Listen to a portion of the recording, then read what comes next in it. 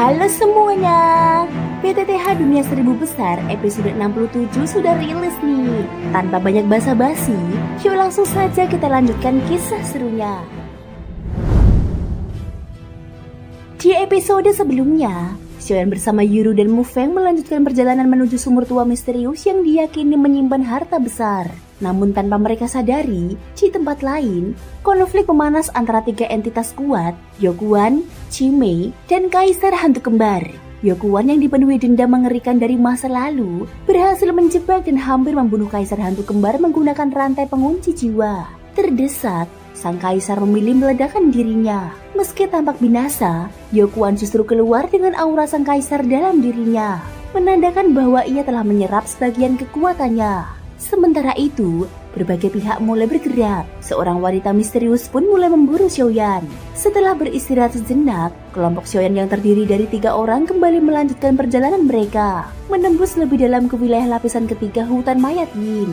Sejak melewati batas gua pemisah antara lapisan kedua dan ketiga serta bersentuhan dengan penghalang misterius, Xiaoyan menjadi jauh lebih waspada. Kekuatan jiwanya terus dia sebarkan. Saat mencapai satu titik tertentu, apa yang dia temukan membuatnya terkejut. Tempat ini dipenuhi aura kematian yang luar biasa padat, disertai dengan jejak energi samar yang sulit ditangkap. Jelaslah bahwa mereka berada di bagian terdalam dan paling berbahaya dari lapisan ketiga hutan mayat Yin. Langkahnya melambat. Dia berkomunikasi secara diam-diam dengan Long Yi yang tersimpan di senjatanya. Long Yi, tempat ini, di mana sebenarnya kita berada? Suara Long Yi terdengar sedikit ragu. Tempat ini sepertinya adalah lokasi sumur kering itu. Xiaoyan mendesah kecil. Bukankah kau bilang tahu lokasinya? Jangan bilang kau menipuku. Long Yi buru-buru menjelaskan. Aku memang tahu tempat ini, tapi aku masih terperangkap di dalam ruang rahasia dan tidak bisa melihat langsung. Jaraknya juga cukup jauh, jadi hanya bisa merasakannya secara samar. Tapi satu hal pasti, aura kematian di sini sangat pekat. Bahkan di antara seluruh lapisan ketiga, ini adalah titik terpadat, maka kemungkinan besar memang disinilah letaknya. Xiaoyan mendengus pelan dan hendak menghentikan komunikasinya. Namun suara Long Yi mendadak berubah menjadi serius. Tunggu, Xiaoyan, aku tidak bisa memastikan posisi sumurnya, tapi aku bisa merasakan aura milik macan suci api langit. Dia ada di sekitar sini, dan dia tidak sendirian. Ada satu aura lain yang cukup kuat di sampingnya. Kening Xiaoyan mengernyit. Apa yang dilakukan macan suci api langit di lapisan ketiga hutan mayat Yin? Dia berpikir sejenak. Mungkinkah dia juga mengetahui tentang harta karun di dalam hutan ini? Long Yi menjawab yakin. Sangat mungkin. Bagaimanapun, dia juga penguasa salah satu wilayah di lapisan kedua. Mustahil dia tidak tahu. Seketika, tatapan Xiaoyan menjadi tajam. Sebuah niat membunuh halus menguar dari dirinya. Aku tidak bisa membiarkan mereka mendahului. Long Yi menjawab santai namun penuh percaya diri. Tenanglah, meski para penguasa hutan mayat yang tahu tentang sumur ini, mereka tetap tak bisa menyentuhnya. Penghalang yang menyegel Kaisar Hantu Kembar bukan sesuatu yang mudah ditembus. Xiaoyan bertanya, di tingkat apa kekuatan yang dimiliki macan suci api langit itu? Long Yi menjawab, dia di tingkat awal Dodi bintang 5. Dan aura di dekatnya tampaknya sedikit lebih lemah darinya. Mendengar itu, Xiaoyan tersenyum tipis dan bertanya, jika kau melawannya, siapa yang akan menang? Nada Long Yi mendadak menjadi arogan. Pertanyaan konyol. Tentu saja aku. Dulu, butuh 3 dongsian untuk menyegelku. Bagaimana bisa kau menyamakanku dengan harimau suci api langit ini? Meski kekuatanku menurun akibat penyegelan, menghadapi macan suci api langit bukan masalah. Jika memang nanti kau bertarung, biarkan aku keluar. Aku yang akan menghadapinya. Xiaoyan tertawa kecil. Ini justru sesuai rencananya. Dia mendongak dengan senyum percaya diri. Jadi, orang yang bersama macan suci api langit itu kemungkinan besar Mu Yingying, seorang puncak Dodi bintang 4, gumam Xiaoyan. Mu Yingying berhasil meraih peringkat pertama dari ribuan peserta di ajang perebutan poin ini. Sudah pasti kekuatannya tak bisa diremehkan. Namun justru karena itu, tekanan semacam ini membuat semangat Xiaoyan membara. Hanya dengan tekanan seperti inilah dia bisa terus maju. Dia tersenyum percaya diri, mengangkat kepala, lalu melangkah pasti ke arah yang telah dia rasakan sejak awal. Pergi, tujuan kita sudah dekat. Ketiganya berjalan perlahan, menyusuri hutan dengan langkah yang waspada. Xiaoyan mengarahkan kekuatan jiwanya yang luar biasa untuk menyelidiki. Sebuah gambaran kasar pun muncul dengan jelas di benaknya. Di tengah hutan lebat yang tak jauh dari mereka, terdapat sebidang tanah tandus. Di sana berdiri sebuah objek pencolok, sebuah sumur tua yang tampak sudah lama ditinggalkan.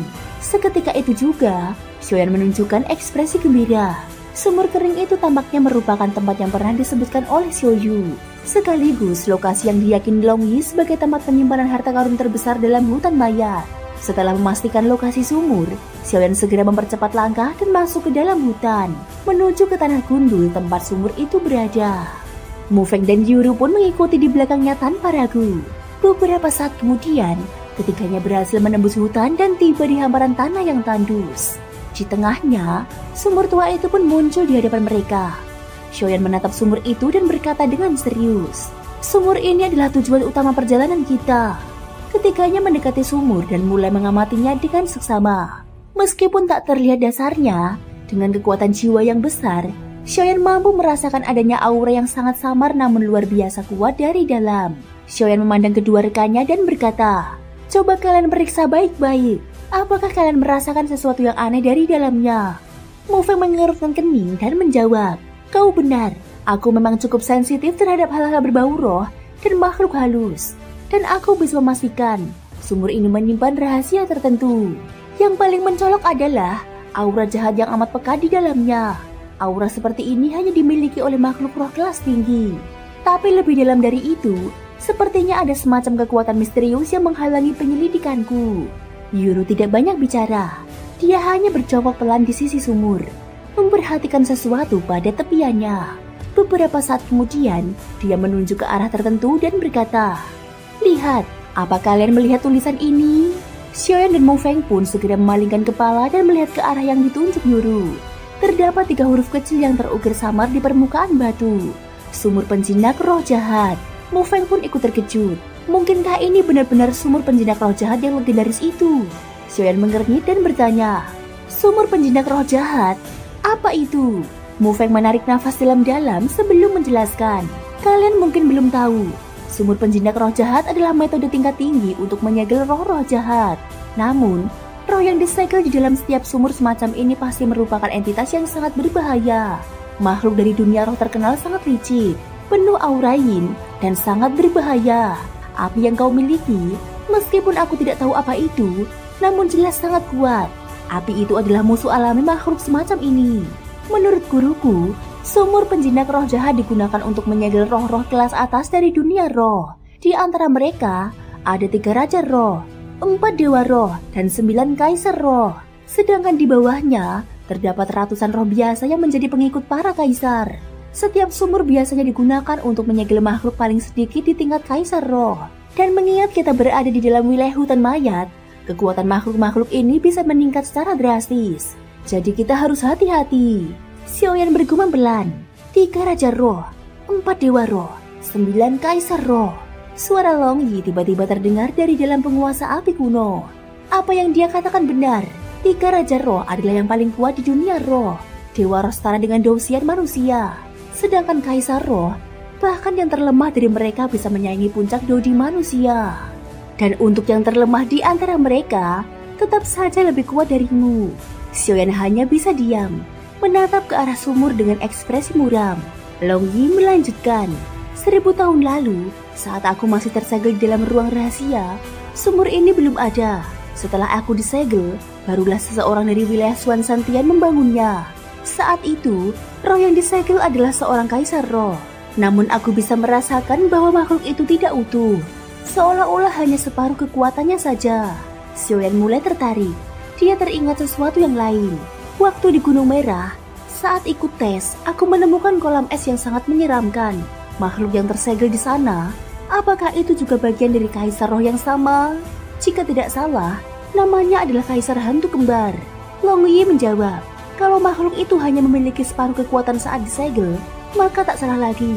Itu pasti kaisar hantu kembar. Satu bagian disegel di kolam Hongsan, dan satu lagi di sumur ini. Xiaoyan mengangguk pelan, menatap ke dalam sumur dengan pandangan mendalam. Kalau begitu, bagian kuat dari kaisar roh kembar itu mungkin tersegel di dalam sumur ini. Long Yi menggeleng pelan. Sayangnya aku sudah terlalu lama tersegel, jadi informasiku sangat terbatas. Tentang kaisar roh kembar itu, aku tidak tahu banyak lagi. Tiba-tiba, Dari dalam cincin di jari Xiaoyan muncul aura kuat dan sangat dikenal. Xiaoyan terkejut dan berseru, "Guru leluhur, kau sudah sadar?"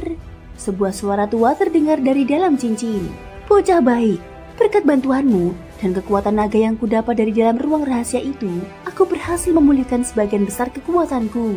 Xiaoyan bertanya dengan rasa ingin tahu, "Di level apa yang kamu capai sekarang?" Jawaban Raja Naga Emas terdengar percaya diri. "Setidaknya di bawah level Dosian, tidak ada yang bisa mengalahkanku." Di sisi lain, Long Yi yang berada dalam penguasa api kuno bisa merasakan seberkas aura agung khas Raja Naga. Suara Raja Naga Emas dari dalam cincin kembali terdengar. Dia berkata kepada Xiaoyan, "Meskipun kekuatanku telah pulih cukup banyak, aku masih dalam bentuk jiwa. Karena itu, banyak hal tetap harus kau tangani sendiri. Yang lebih penting lagi, tubuhmu belum sanggup menampung kekuatanku yang begitu besar. Tapi tenang saja, setelah kita keluar dari tempat ini, aku akan mengajarkan teknik rahasia peredaman tubuh khas ras naga." Saat itu tiba, tawa kecil yang penuh niat tersembunyi terdengar dari Raja Naga Emas, menyiratkan suatu rencana yang belum diungkap sepenuhnya. Xiaoyan, meskipun merasa seperti sedang diperdaya, tetap menunjukkan ketertarikan. Teknik penguatan tubuh dari klan naga, terutama milik Raja Naga Emas yang terkenal karena kekuatan fisiknya, jelas sangat menggoda. Namun, Raja Naga Emas mengalihkan pembicaraan. "Baiklah, kita hentikan dulu pembicaraan ini. Bagaimana kau bisa sampai di lapisan ketiga hutan mayat ini? Tempat ini sangat berbahaya." Xiaoyan lantas menjelaskan secara singkat peristiwa-peristiwa yang membawanya hingga ke titik ini. Raja Naga Emas terdiam sejenak, lalu berkata, "Sumur penjinak roh jahat.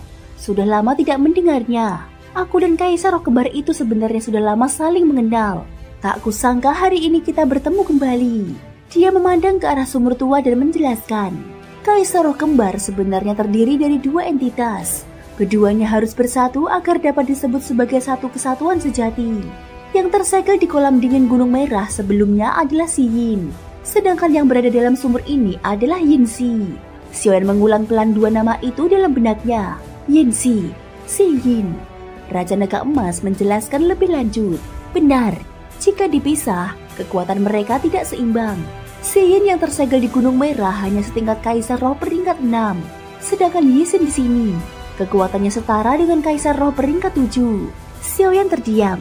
Dalam pikirannya, ia membandingkan sistem peringkat dunia roh dengan kekuatan manusia. Kaisar Roh peringkat 6 setara dengan Dodi 6 bintang, dan peringkat 7 jelas lebih menakutkan. Jadi, kekuatan makhluk dalam sumur ini sangatlah mengerikan. Seketika itu juga, rasa waspada tumbuh dalam hatinya. Kedua belahan Kaisar Roh Kembar, bahkan jika berpisah, tetap bukan tandingan yang bisa ia hadapi sekarang. Raja Naga Emas menambahkan, yang lebih menakutkan dari mereka adalah kemampuan untuk bersatu kembali. Jika keduanya menyatu, kekuatan mereka akan meningkat ke tingkat yang lebih mengerikan. Namun jangan khawatir, aku bisa merasakan bahwa ada kekuatan lain di dalam hutan ini. Seseorang yang sangat kuat menjaga sumur ini. Jika sesuatu terjadi, dia pasti tidak akan tinggal diam. Selain itu, para pengawas dalam kompetisi perebutan poin dari Swan Santian juga memiliki kekuatan yang tidak bisa diremehkan. Saat mendengar penjelasan itu, pikiran pertama Xiaoyan justru mengarah kepada sosok Xiaoyu. Bahkan dengan kekuatan dan kepekaan jiwanya, dia masih tidak dapat melihat sosok itu secara menyeluruh. Namun sebaliknya, Xiaoyu seolah mampu melihat dirinya dengan mudah. Hal itu sangat mencurigakan. Suara Raja Naga Emas terdengar lagi. "Ayo turun ke dalam. Selain aura Kaisar Roh Kembar, aku juga bisa merasakan sesuatu yang lain. Mungkin itu yang kau cari." Xiaoyan pun melangkah menuju mulut sumur, bersiap untuk turun. Sementara itu, Yuru dan Mu Feng tidak tinggal diam. Yuru terus memeriksa area sekitar dengan seksama, berharap menemukan sesuatu yang tersembunyi. Namun akhirnya dia hanya menggeleng dan menyerah karena tidak menemukan hal berarti. Mu Feng memegang pedang kayunya dan terus memandangi sumur itu dengan tatapan penuh renungan. Tiba-tiba dia bergumam, sumur ini sepertinya mengeluarkan aura roh. Tapi setelah diperiksa lebih dalam, anehnya tidak ada apa-apa. Pedang kayuku, Xiu, biasanya akan bereaksi terhadap kekuatan roh, tapi sekarang tidak menunjukkan reaksi sama sekali. Dia kemudian menoleh ke Xiaoyan. "Xiaoyan, apakah kau merasakan sesuatu?" Xiaoyan menatap Mu Feng sejenak dan menjawab dengan tenang, Aku hanya merasakan adanya aura roh yang tidak biasa di dalam sumur ini. Tapi di kedalaman sumur, kekuatanku terhalang oleh semacam penghalang misterius. Jadi aku juga tidak bisa memastikan lebih jauh. Mo Feng kemudian menoleh kepada Yuru. Bagaimana denganmu? Nona Yu, kau merasakan sesuatu? Yuru melangkah mendekat, memandangi sumur dengan sorot mata serius. Aku merasa ada sesuatu yang aneh, tapi hanya sebentar, lalu menghilang. Sangat sulit dilacak. Karena Xiaoyan merasa ada sesuatu di dalam, sebaiknya kita memeriksanya. Kalau terjadi sesuatu, kita masih bisa mundur. Dia kemudian menoleh ke Mo Feng dengan senyum lembut. Bagaimana menurutmu? Mo Feng mengangkat bahu dan tersenyum. Aku sudah mengatakan akan menemani sampai akhir, jadi tidak akan mengingkari kata-kataku. Bagi Mo Feng, mencapai peringkat 100 besar dalam kompetisi perebutan poin ini adalah hal yang nyaris mustahil. Keberadaannya di posisi tinggi saat ini pun sebagian besar karena keberuntungan. Tapi seperti kata banyak orang, keberuntungan juga bagian dari kekuatan. Rasa penasaran membuatnya bertanya lagi. Xiaoyan, sebenarnya apa yang kau cari di dalam? Xiaoyan menjawab dengan suara datar. Hanya satu bahan obat, tapi aku merasa sumur ini seolah memanggilku. Tentu saja semua itu hanyalah alasan yang dibuat-buat oleh Xiaoyan untuk menghindari kecurigaan. Mo Feng tidak memperpanjang pertanyaan, namun menatap mulut sumur dalam diam. Melihat kedua temannya tidak lagi bertanya, Xiaoyan berkata, mulut sumur ini sempit. Jika kita bertiga turun bersamaan, akan menyulitkan. Biar aku saja yang turun lebih dulu. Mo Feng, Yuru, kalian berdua berjaga di sini. Jika terjadi sesuatu, kirimkan sinyal suara. Aku akan segera naik kembali.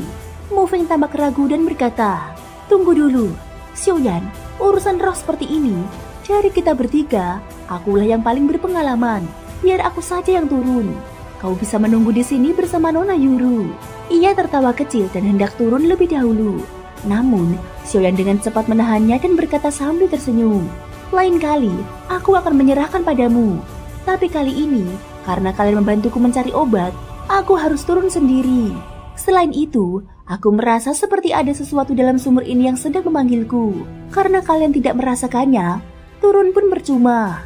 Sebelum Mo Feng bisa membalas, tubuh Xiaoyan sudah melayang turun ke dalam sumur penjinak roh jahat. Mo Feng hanya bisa mendengus kesal. Dasar, semua tugas direbut. Jika begini terus, aku bisa kehilangan fungsiku dalam tim. Yuru tetap tenang, namun jelas terlihat khawatir. Mereka berdua lantas menatap ke arah sumur tanpa mengalihkan pandangan, menunggu dengan penuh kecemasan. Thank you guys sudah mendengarkan ceritaku di episode kali ini sampai akhir. Ikutin terus kelanjutan episode berikutnya ya. Semoga hari kalian menyenangkan. Sampai jumpa dan bye-bye.